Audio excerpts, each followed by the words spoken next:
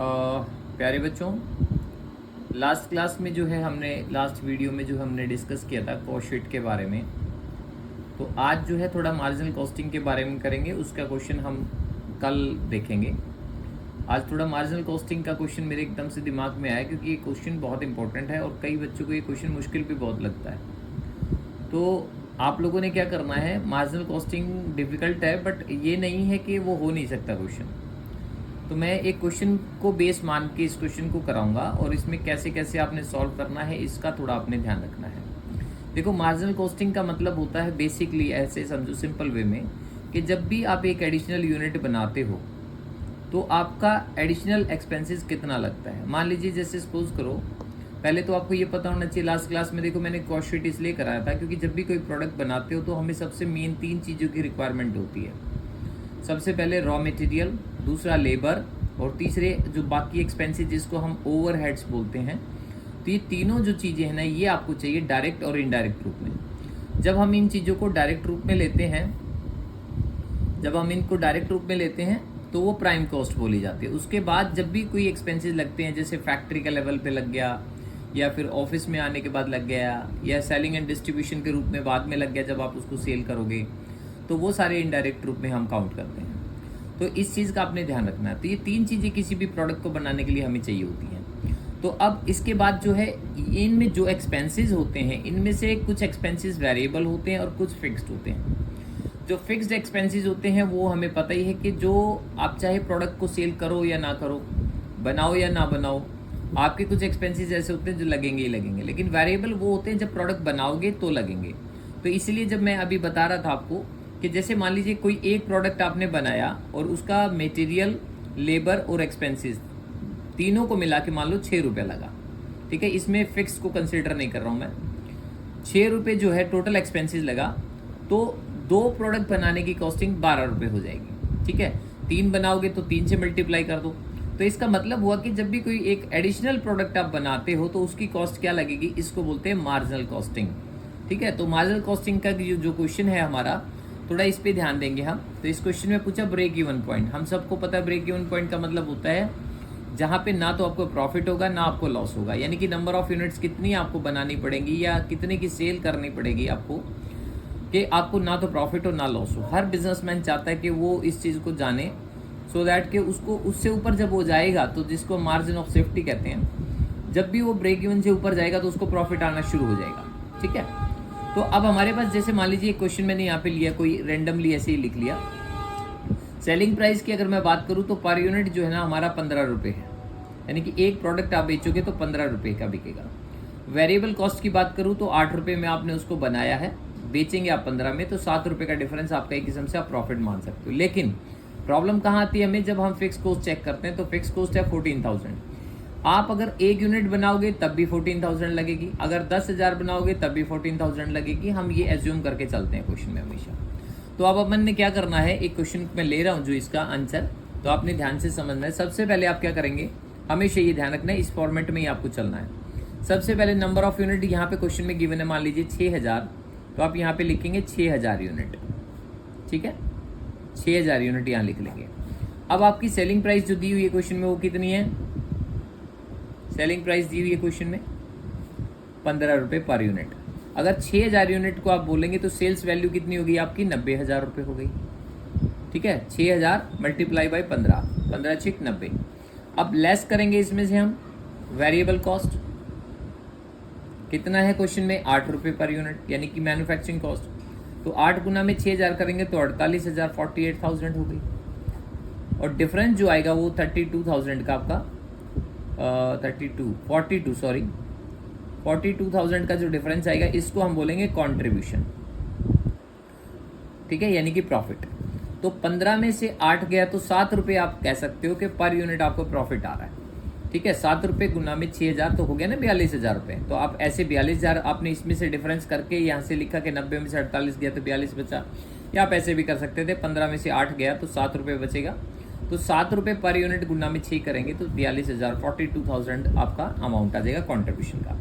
लेकिन अभी हम इसको पूरी तरीके से प्रॉफिट नहीं मान सकते, क्यों, क्योंकि अभी फिक्स कॉस्ट भी बची हुई हमारी।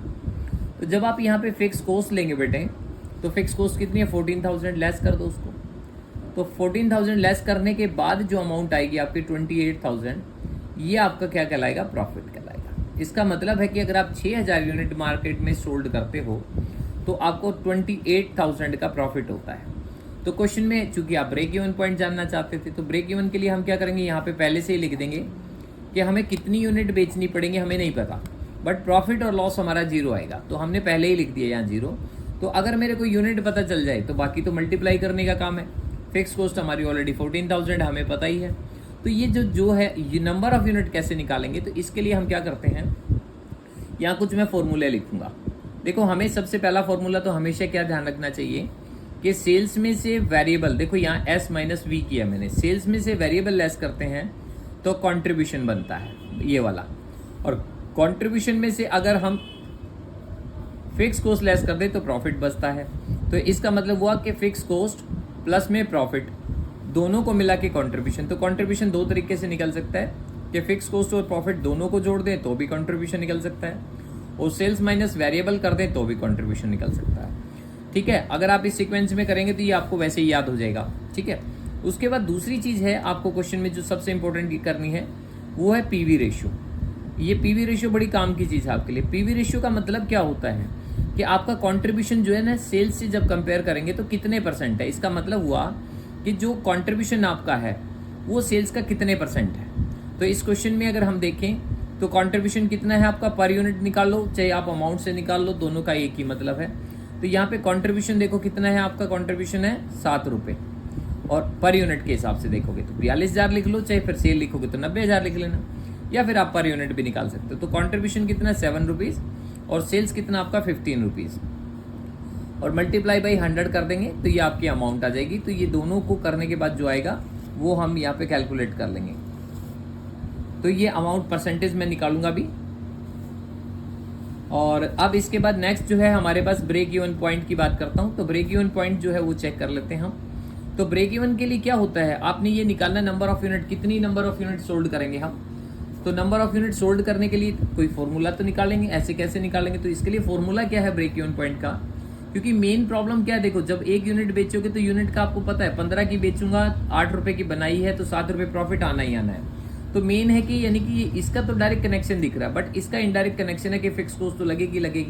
तो ये फिक्स कॉस्ट जब रिकवर हो जाती है तो आदमी टेंशन फ्री हो जाता है, यार वेरिएबल तो लगनी ही लगनी है जब आप कोई चीज़ बनाओगे तो, लेकिन बेचोगे तो प्रॉफिट भी कमाओगे, बट फिक्स कॉस्ट तो लगनी ही लगनी है, तो पहले उसकी रिकवरी करनी होती है। तो इसके लिए क्या ध्यान रखना है, जब भी ब्रेक इवन पॉइंट आप निकालने की कोशिश करोगे तो आपने क्या है, मेन चीज़ है फिक्स कॉस्ट कैसे निकाली जाए, मतलब फिक्स कॉस्ट को कैसे पूरा करें, कैसे उसको रिकवर करें।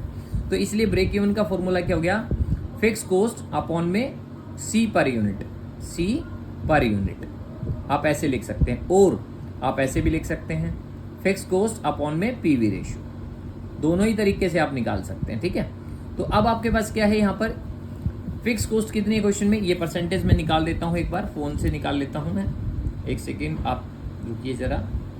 पहले मैं आपको यही बता देता हूँ कि पीवी रेशियो कितना क्वेश्चन में, 7 गुना में 100 और डिवाइडेड बाई 15, यानी कि लगभग ये आ गया मेरा 46.67 अप्रॉक्स लिख रहा हूँ मैं ये। ठीक है, एक आधा पॉइंट ऊपर नीचे हो जाएगा, कोई बात नहीं, वो हम लास्ट में उसको कर लेंगे।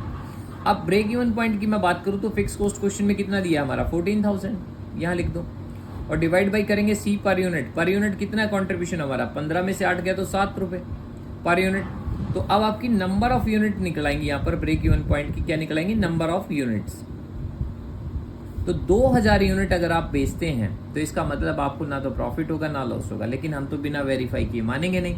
तो आइए जरा हम इसको वेरीफाई करते हैं। तो मैंने कहा था ना क्वेश्चन में पहले ही 0 लिख देता हूँ, तो 2000 यूनिट आप ऊपर लिख लो एक बार, 2000 यूनिट्स यहाँ लिखो। अब आपको पता है एक यूनिट 15 रुपए की सोल्ड कर रहे हो आप शुरू से, तो 15 गुना में 2 करोगे तो कितना हुआ, 30,000 रुपये, सिंपल।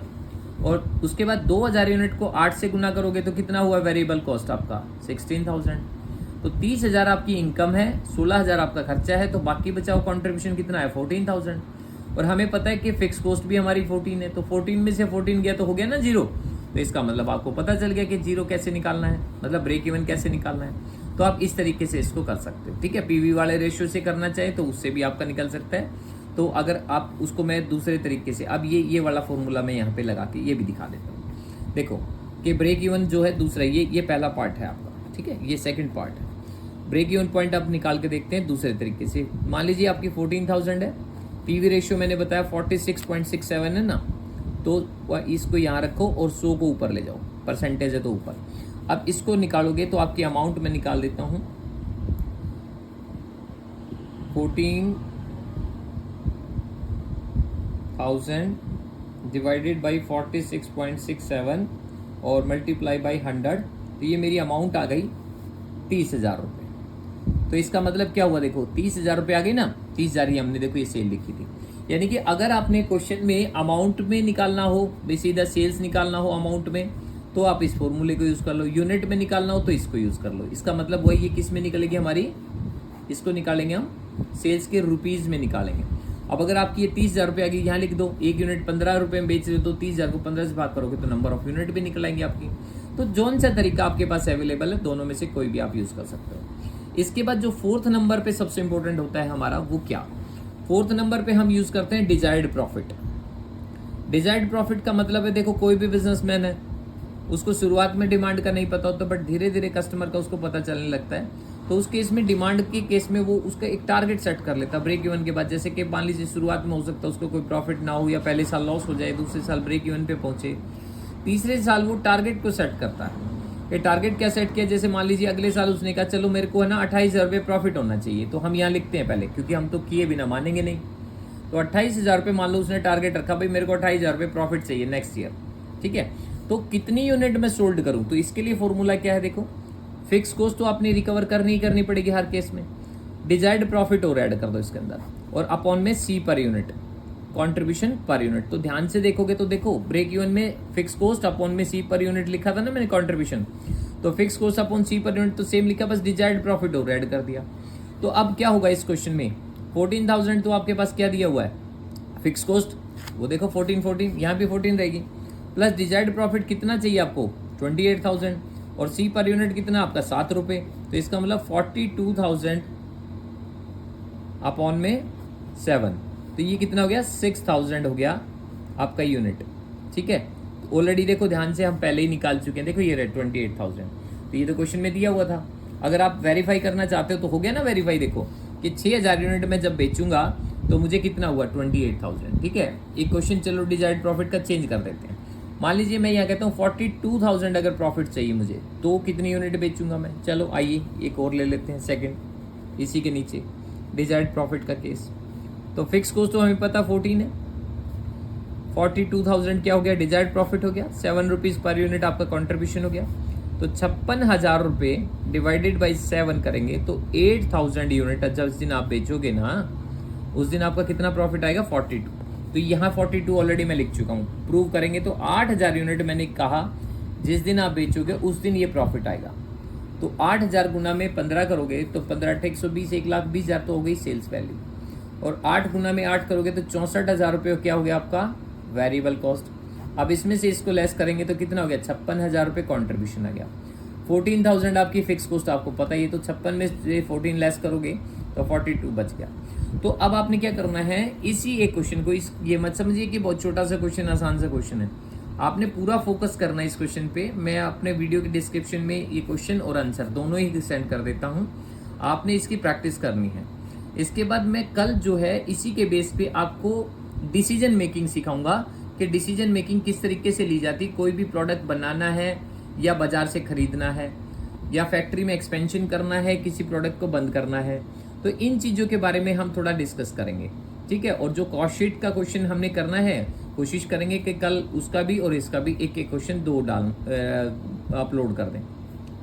तो आप लोगों ने क्या करना है, क्वेश्चन की प्रैक्टिस जरूर करनी है, और आप लोग जब तक रिस्पॉन्स नहीं देंगे प्रॉपर, मैक्सिमम इसको देखेंगे नहीं, तब तक मतलब मुझे मज़ा नहीं आएगा। तो मैं चाहता हूँ कि आप लोग इसकी प्रिपरेशन करें, और एक दो क्वेश्चन और आप मुझे ग्रुप में जब आप लिखेंगे कि सर आप क्वेश्चन और सेंड करो, तो तभी मुझे पता चलेगा कि आप लोगों ने देखा है ये वीडियो, ठीक है। तो प्लीज़ आप लोग है ना इसकी प्रैक्टिस जरूर करें। ये जो क्वेश्चन जो भी मैं कराऊंगा पेपर के पॉइंट ऑफ व्यू से बहुत बहुत बहुत ज़्यादा इंपॉर्टेंट होते हैं ये, ठीक है। तो प्रैक्टिस कीजिए इसकी, ठीक है। चलिए, thank you so much, thank you.